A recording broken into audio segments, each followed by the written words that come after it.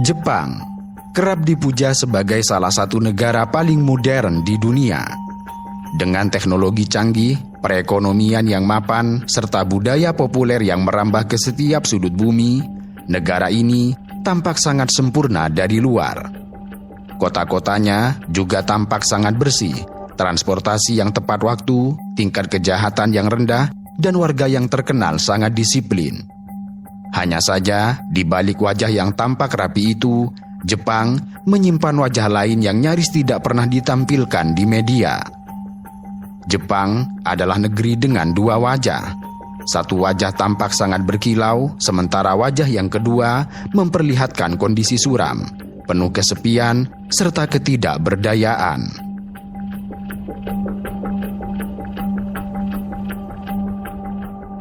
Toyoko Kids adalah bagian dari wajah kedua itu, sisi gelap Jepang yang jarang ditunjukkan ke dunia. Toyoko Kids adalah sekelompok anak muda berusia belasan tahun yang hidup di jalanan tanpa arah, jauh dari rumah dan terperangkap dalam lingkaran keras kehidupan kota. Jika Philadelphia memperlihatkan kehancuran akibat kemiskinan dan narkoba yang menggerogoti orang dewasa, maka Toyoko adalah potret generasi muda yang retak di negeri kaya. Mereka tidak tampak seperti gelandangan tradisional, tetapi hidup mereka diwarnai hal yang sama. Dingin, lapar, kesepian, dan tatapan masyarakat yang menganggap mereka sebagai aib. Pemandangan ini tidak ubahnya seperti lanskap muram Philadelphia. Di kota Amerika itu, para gelandangan memenuhi trotoar. Namun di Tokyo, perbedaannya hanyalah usia. Bukan pria dewasa berusia puluhan tahun yang terbaring di bawah jembatan, melainkan remaja belasan tahun yang menggelar karton di sudut jalan. Kehidupan mereka tidak jauh berbeda. Sama-sama disatukan oleh rasa kehilangan tempat, sama-sama terikat oleh dinginnya malam, sama-sama dipandang sebagai noda oleh kota yang berusaha tampil indah. Bagi masyarakat Jepang yang terbiasa dengan keteraturan, kehadiran mereka sering dipandang sebagai sampah, sesuatu yang memalukan untuk diakui. Kendati demikian, bagi para remaja itu sendiri, jalanan Toyoko adalah satu-satunya tempat yang bersedia menerima mereka ketika rumah sudah tidak lagi bisa disebut rumah. Di tengah keramaian Kabukicho yang tidak pernah tidur, Toyoko Kids menjalani rutinitas harian yang jauh dari normal. Siang hari, beberapa dari mereka membaur dengan pengunjung distrik itu, nongkrong di taman kecil atau di depan minimarket sambil mengisi baterai ponsel hingga penuh. Namun, kehidupan mereka yang sesungguhnya dimulai saat senja, ketika neon di Kabukicho mulai menyala dengan terang. Sehari-hari, mereka menjalani hidup berpindah-pindah di sekitar radius beberapa blok di Kabukicho. Tempat tinggal mereka tidak tetap. Beberapa dari mereka benar-benar tidur di jalanan. Mereka tidur beralaskan karton atau jaket tebal secara berkelompok agar aman. Sementara yang lain menumpang di kafe manga 24 jam atau warnet yang menyediakan bilik privat dengan biaya sekitar 4.600 yen per malam atau sekitar Rp500.000. Namun demikian, tidak semua dari mereka mampu membayar setiap hari. Untuk makanan, Toyoko Kids mengandalkan kebaikan hati dan kreativitas.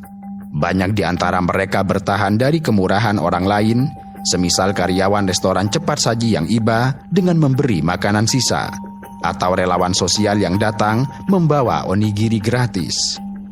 Namun tentu saja, tidak semua bisa tercukupi oleh bantuan. Seringnya, Toyoko Kids harus memutar otak sendiri, berburu diskon makanan menjelang toko tutup, atau patungan membeli nasi dan lauk termurah, lalu makan bersama-sama. Mereka berbagi apa saja yang didapat. Hidup di jalanan membuat mereka menemukan pemahaman dan solidaritas yang tidak pernah mereka dapatkan di rumah. Kesamaan nasib membuat mereka cepat akrab. Namun, kehidupan para Toyoko bukan hanya soal tidur di trotoar atau nongkrong dengan teman senasib. Banyak di antara mereka harus melakukan aktivitas ilegal demi bertahan hidup. Menjual diri dan penyalahgunaan obat-obatan menjadi dua perangkap terbesar yang menanti para remaja tunawisma ini di Kabukicho. Selain itu, lingkungan tanpa aturan memicu beberapa tindak kekerasan yang mengejutkan publik Jepang. Bagi para gadis Toyoko Kids, menjual diri seringkali dianggap sebagai satu-satunya cara cepat untuk mendapat uang di jalanan. Tanpa ijazah dan keterampilan formal yang memadai, mereka hanya dihadapkan pada opsi yang terbatas. Alhasil, banyak dari mereka terjerumus pada praktik menjual diri. Lalu, uang hasil berjualan itu digunakan untuk makan, membeli rokok, atau menyewa tempat tidur. Praktik menjual diri ini seringkali terjadi secara terselubung di jalanan Kabukicho. Okubopak, sebuah taman kecil di area itu, dikenal sebagai Tachinbojoshi atau gadis berdiri yang sedang menunggu para pelanggan. Setiap malam, para gadis muda yang beberapa masih mengenakan seragam sekolah berdiri berjajar di pinggir taman atau lorong, menanti datangnya paman-paman mesum untuk melakukan pembelian. Tarif jasa mereka cukup bervariasi, biasanya antara 5.000 hingga 20.000 yen, atau sekitar 700 hingga 3 juta rupiah untuk 1 jam berhubungan yang dilakukan di love hotel sekitar situ. Menjelang tengah malam, sebagian gadis itu bergeser menjadi pelayan bar, berdandan ala perawat atau lolita untuk melayani para tamu. Selain menjual diri, penyalahgunaan obat menjadi momok di kalangan Toyoko Kids. Uniknya, mereka tidak menggunakan obat ilegal seperti sabu atau ganja, melainkan menggunakan obat bebas yang disalahgunakan. Jepang terkenal dengan hukum narkoba yang sangat ketat, sehingga sangat sulit bagi para remaja jalanan untuk mendapat akses narkotika berat. Namun, disitulah mereka menemukan celah. Mereka menggunakan obat batuk atau pilek yang dijual bebas di apotik. Mereka mengonsumsinya dalam jumlah besar sehingga menimbulkan efek fly. Pemerintah telah mencoba merespon tren ganjil ini. Mereka membuat beberapa aturan, misalnya pembatasan penjualan obat flu, di mana satu orang hanya boleh membeli dalam jumlah kecil. Kendati demikian, aturan itu sangat mudah diakali. Toyoko Kids bisa membeli di apotek yang berbeda atau mengajak teman bergantian beli. Fenomena Toyoko Kids tidak muncul dalam semalam. Ia merupakan hasil evolusi kondisi sosial di Kabukicho dan Jepang secara umum selama beberapa tahun terakhir. Benih Toyoko Kids dapat ditarik ke tahun 2018. Ketika itu, pemerintah Tokyo giat menyiapkan kota untuk menyambut Olimpiade 2020. Salah satu langkahnya adalah membersihkan area pusat kota dari tunawisma demi citra kota yang rapi. Kawasan sekitar gedung Toho Shinjuku yang dikenal dengan patung kepala Godzilla merupakan salah satu tempat yang dibersihkan. Sebelumnya, banyak tunawisma dewasa tidur di gang-gang sekitar situ. Pemerintah kemudian memindahkan mereka ke hunian sementara di pinggiran kota agar menjauh dari pandangan wisatawan. Tetapi, hilangnya para tunawisma dewasa justru menciptakan ruang kosong. Gang di samping gedung Toho yang tadinya ditempati gelandangan mendadak kosong di malam hari. Ruang ini kemudian diisi oleh kelompok lain, yaitu anak-anak muda yang mencari tempat nongkrong tanpa diusir.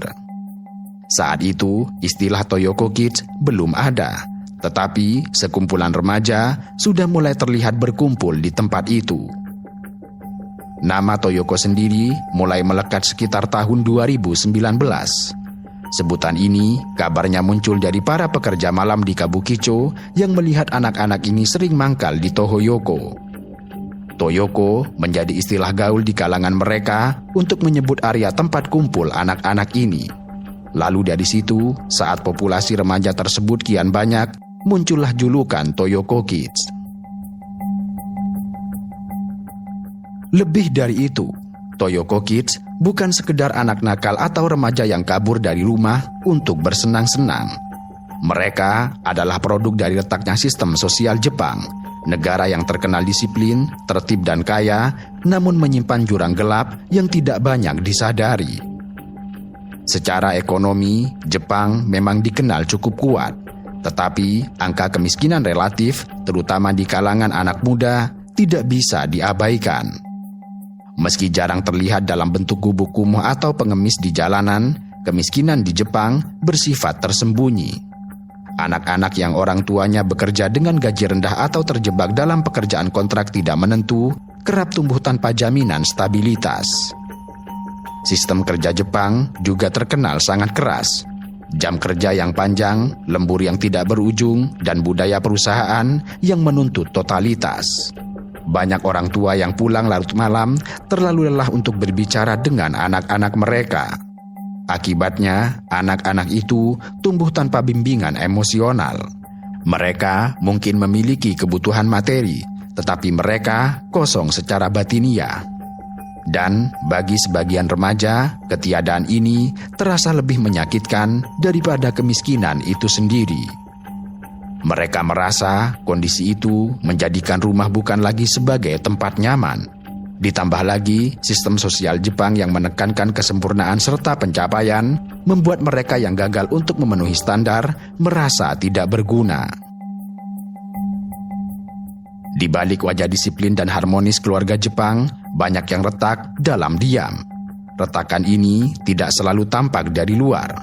Kadang hanya berupa jarak emosional yang semakin melebar, dan kadang berupa kekerasan fisik yang tersembunyi, atau bahkan keterabaian karena orang tua yang sibuk bekerja tanpa henti. Di sisi lain, sekolah di Jepang sering digambarkan sebagai mesin penghasil generasi unggul. Namun, di balik prestasi itu, banyak remaja yang mengalami tekanan luar biasa. Ujian masuk yang brutal, persaingan akademis, hingga bullying yang sistematis. Mereka yang tidak bisa mengikuti arus sangat mudah untuk tersingkir. Fenomena ijime atau bullying telah lama menjadi luka yang sulit diatasi di sekolah Jepang. Banyak remaja yang memilih kabur dari rumah atau sekolah karena tidak tahan lagi dengan tekanan itu. Dan dari sinilah jalanan Toyoko mulai menjadi tempat pelarian. Tokyo, Osaka, dan kota-kota besar lainnya dipenuhi cahaya dan keramaian. Tetapi kesepian adalah epidemi sunyi yang merajalela. Jepang dikenal dengan angka tinggi hikikomori atau remaja yang mengurung diri, kodokushi atau kematian sendirian, dan depresi. Dan di antara spektrum itu, sebagian remaja memilih jalan yang berbeda. Mereka tidak mengurung diri, tetapi melarikan diri ke jalanan. Di Toyoko, mereka menemukan kelompok yang sama-sama tersisi, yang menerima mereka tanpa menuntut nilai rapor atau status sosial. Namun, penerimaan itu bukan tanpa harga, sebab ternyata banyak anak muda yang kemudian terjerumus ke dalam lingkaran obat setan, menjual diri, atau kriminal kecil. Sementara itu, budaya Jepang menekankan harmoni dan menjaga wajah. Banyak keluarga berusaha menutupi masalah, sekolah menolak mengakui kegagalan sistem, dan negara lebih suka menyembunyikan noda daripada menanganinya secara terbuka. Akibatnya, fenomena seperti Toyoko Kids jarang mendapat perhatian yang serius. Mereka menjadi bayangan di sudut kota, keberadaannya diakui hanya oleh mereka yang mau benar-benar melihat. Toyoko Kids lahir dari kombinasi sebuah paradok. Kemakmuran yang tidak merata, tekanan sosial yang mencekik, kesepian yang menelan generasi muda, dan budaya yang menolak mengakui kelemahan. Pada akhirnya, jalanan Toyoko bukan hanya sekedar tempat pelarian. Ia adalah simbol dari retakan yang semakin dalam bagi masyarakat Jepang modern.